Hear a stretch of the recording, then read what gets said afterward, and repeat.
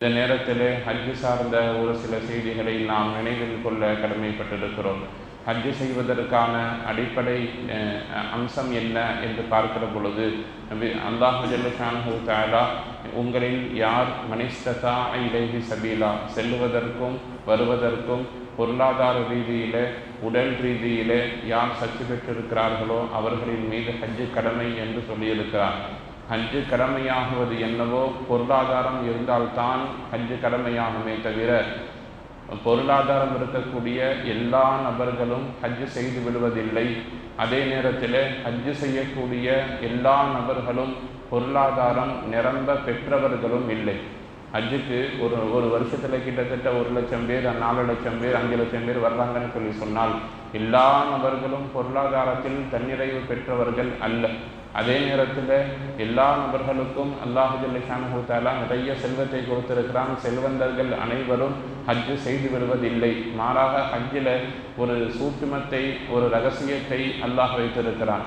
நபி இப்ராஹிம் அலைஹிஸ்ஸலாத்து வஸ்ஸலாம் அவர்கள் காபாவை கட்டியதற்கு பின்னால் காபாவை சுற்றி இருக்கக்கூடிய மலைகளில் ஒன்றான ஜபல் அபு குபைஸ் என்று சொல்லப்படக்கூடிய மலையின் மீது ஏறி நின்று வஅத்தின் பின்னாசி பில் ஹஜ் என்று அல்லாஹ் குர்ஆன்ல சொல்லுவான். மக்களை நோக்கி நீங்கள் ஹஜ்ஜுக்காக வேண்டி அழைப்பு கொடுங்கள். அத்தின் அப்படின்னா பாங்கு சொல்லுங்கன்னு அர்த்தம். அதான்னா பாங்கு. அத்தின் நீங்கள் அழைப்பு கொடுங்கள். பின்னாசி பில் ஹஜ் யஅதூக ரிஜாலன் அலா குல்லி தாமிரின் யஅதீன மின் குல்லி ஃபஜ்ஜின் அமீக் என்று அந்த வசனம் முடியும். யாருமே இல்லை. இப்ராஹிம் அலைஹிஸ்ஸலாம் அவர்கள் காபாவை கட்டி முடித்த பொழுது அங்கே மக்கள் யாரும் இல்லை. அது வனாந்தர காடாக மலைகள் நிறைந்த பகுதியாக குன்றுகள் இருக்கக்கூடிய இடமாக இருந்தது. அல்லாஹ் சொன்னான், அந்த மலையின் மீது ஏறி நின்று நீங்கள் ஹஜ்ஜுக்காக அழைப்பு கொடுங்கள்னு சொன்னான். இப்ராஹிம் அலைஹிஸ்ஸலாம் கேட்டாங்க, இங்கே மக்கள் யாரும் இல்லை, எந்த நபர்களும் இல்லை, நான் யாருக்கு போய் அழைப்பு கொடுப்பது? அல்லாஹ் சொன்னான், நீங்கள் அழைப்பு கொடுக்க வேண்டியது உங்களுடைய வேலை. அந்த அழைப்பை கொண்டு சேர்ப்பது என்னுடைய வேலை. அதை நான் பார்த்து கொள்ளுகிறேன் என்று நபி இப்ராஹிம் அலைஹிஸ்ஸலாம் அவர்களை அழைப்பு கொடுக்க சொன்னால், அந்த நேரத்தில் அந்த அழைப்பை யார் கிடைக்கும் நசீபை பெற்றுக்கொண்டார்களோ அவர்களுக்கு மட்டுமே ஹஜ்ஜு செய்யக்கூடிய வாய்ப்பை அல்லாஹ் தர்றான். தொழுகை கடமை. ஆனால் தொழுகை குறித்து குர்ஆனில் பேசப்படும் பொழுதும் சரி, ஹதீஸில் பேசப்படும் பொழுதும் சரி, நீங்கள் தொழுகுங்கள், கட்டாயம் தொழுகுங்கள், விடாமல் தொழுகுங்கள், தொழுகையை விட்டாலும் கலா செய்து தொழுங்கள் என்று தொழுகை சார்ந்து எவ்வளவுதான் உங்களுக்கு நிர்பந்தப்படுத்தி சொல்லப்பட்டிருந்தாலும் கூட விரைவாக தொழுகுங்கள்னு சொல்லப்படவில்லை. அதற்காக நாம் நினைச்ச நேரத்தில் இமாம் ஜமாத் முடிந்தவுடனேயோ அல்லது கலாவாகவோ வியாபாரம் முடிச்சதோ தொழுகலாங்கிறது நோக்கம் இல்லை.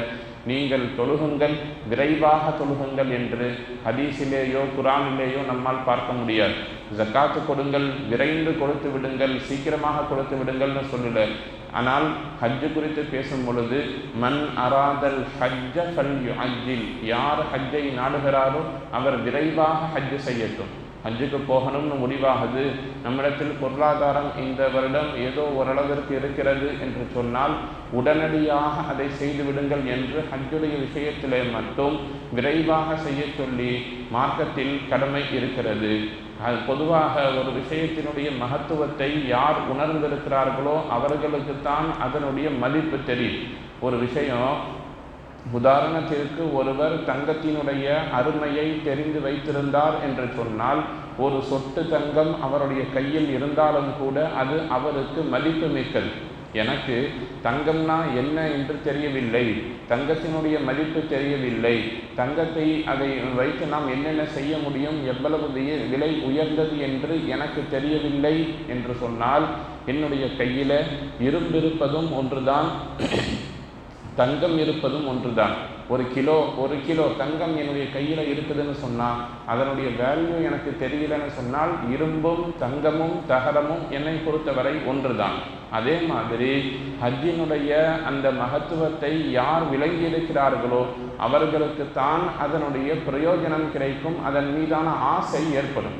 ஹஜ்ஜின் மீதான ஆசை யாருக்கு வரும்னு சொன்னால் அதனுடைய மகத்துவம் யாருக்கு தெரியுமோ, யார் ஹஜ்ஜினுடைய மகத்துவத்தை விளங்கி இருக்கிறார்களோ, மக்கா என்று சொல்லப்படக்கூடிய புனித மண்ணினுடைய அந்த தன்மையை யார் விளங்கி இருக்கிறார்களோ உள்வாங்கி இருக்கிறார்களோ அவர்களுக்குத்தான் அது மகத்துவமான பூமி. மற்றவங்களுக்கெல்லாம் ஏதோ மக்கானா அங்கே காபா இருக்கிறது, அவ்வளவுதான் தெரியும். மக்கானா அங்கே காபா இருக்கிறது, அங்கே போனோம்னா நம்ம உம்ரா செய்யலாம், தவாப் செய்யலாம், அவ்வளவுதான் தெரியும். அந்த காபாவை சுற்றி அல்லாஹ் என்னென்ன வைத்திருக்கிறான், ஒரு நாளைக்கு 120 ரஹ்மத் இறங்குதுன்னு சொன்னால் அதில் 119 ரஹ்மத்தை அல்லாஹ் காபாவுக்குள்ளே மட்டும் பங்கீடு செய்கிறது.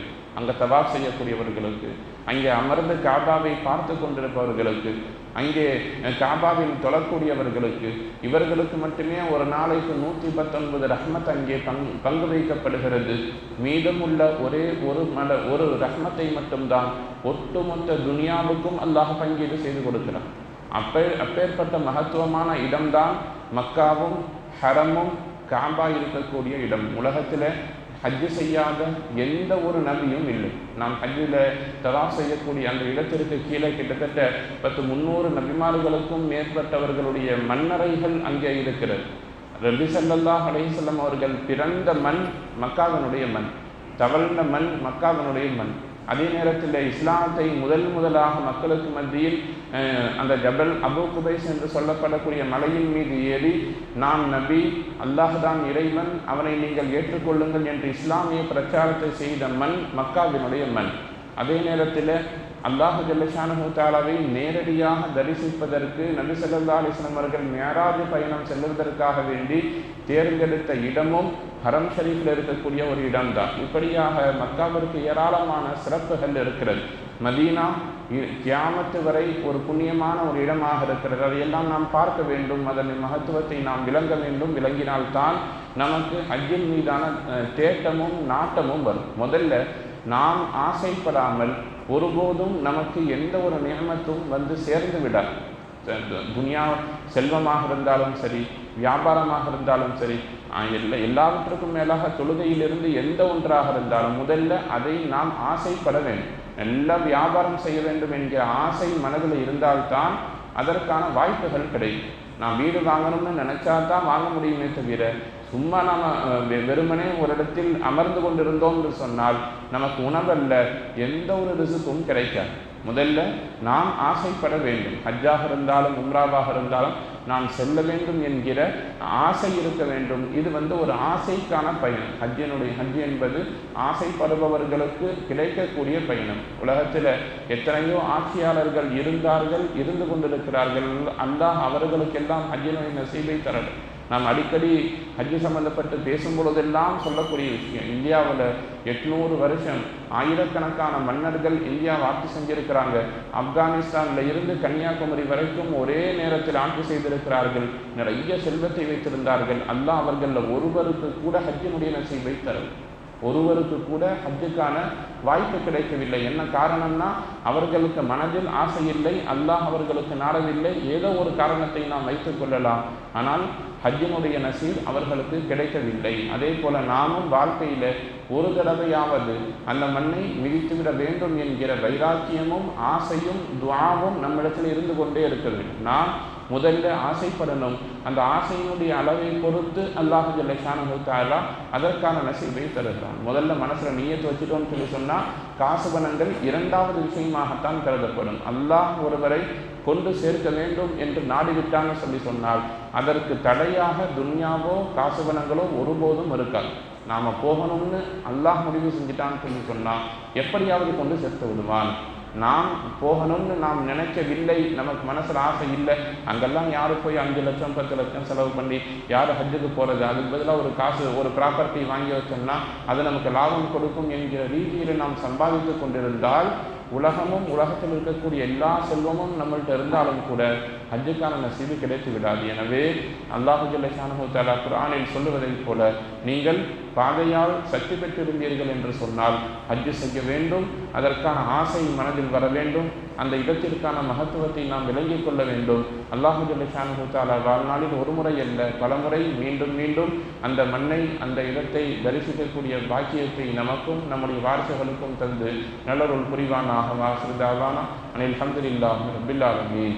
சுப்ஹானல்லாஹி பிஹம்திஹி சுப்ஹானல்லாஹி பிஹம்திக வ நஷ்ஹது அல்லா இலாஹ இல்லா அன்த வ நஸ்தக்ஃபிருக வ நதூபு இலைக். சுப்ஹான ரப்பிக ரப்பில் இஸ்ஸத்தி அம்மா யசிஃபூன்.